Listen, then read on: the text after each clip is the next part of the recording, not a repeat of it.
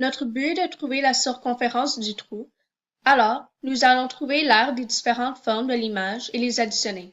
Ensuite, on va prendre ce nombre et soustraire l'aire donnée par Mike pour trouver l'aire du trou. Avec ça, on va pouvoir trouver son rayon pour trouver sa circonférence. On commence par le premier rectangle. On fait la formule A est égal à base fois hauteur. Alors, A est égal à 4 fois 7, qui nous donne 28 mètres carrés. Ensuite, on trouve l'aire du corps de cercle. On commence par trouver son rayon en faisant 7 moins 3, qui nous donne 4 mètres. Maintenant qu'on a le rayon, on peut faire la formule A est égal à pi r2. Alors, A est égal à 3,14 fois 4 au carré. A est égal à 3,14 fois 16. A est égal à 50,24 mètres carrés. L'aire du cercle est de 50,24 mètres carrés, mais on veut trouver le quart de ce nombre.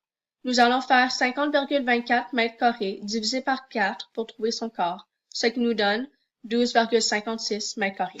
Il faut maintenant trouver l'aire du carré avec le quart de cercle. Alors, on fait la formule A est égal à côté au carré. A est égal à 4 fois 4, qui nous donne 16 mètres carrés. Maintenant, car on veut juste trouver l'aire du carré sans le quart de cercle, on va faire 16 moins 12,56, qui va nous donner 3,44 mètres carrés. Il nous reste un rectangle à faire, alors on fait la même formule que tantôt. A est égal à base fois hauteur. A est égal à 7 fois 3, qui nous donne 21 mètres carrés. Maintenant qu'on a les trois aires nécessaires pour trouver l'aire du cercle, on va les ajouter ensemble. Alors 28 plus 3,44 plus 21 est égal à 52,44 mètres carrés. Ensuite, on va transformer l'aire totale que Mike nous a donné de centimètres cubes à mètres cubes. Il faut faire fois 100 fois 100, ce qui va nous donner 47,53375 mètres carrés.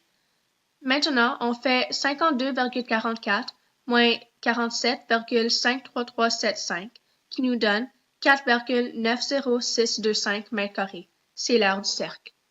Avec l'aire du cercle, on va pouvoir faire la balance pour trouver son rayon. Alors, on utilise la formule A est égal à pi r2 pour isoler le R. 4,90625 est égal à 3,14 fois R au carré. On veut enlever le 3,14, alors on va faire diviser par 3,14 aux deux bords, ce qui nous donne 1,5625 est égal à R au carré. Maintenant, on veut juste trouver le R et non le R au carré. Pour le trouver, il va falloir trouver la racine carrée de chaque côté, ce qui nous donne 1,25 est égal à R.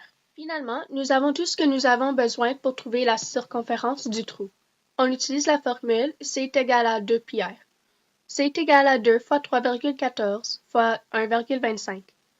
C est égal à 6,28 fois 1,25. C est égal à 7,85 mètres carrés. Notre circonférence est de 7,85 mètres carrés.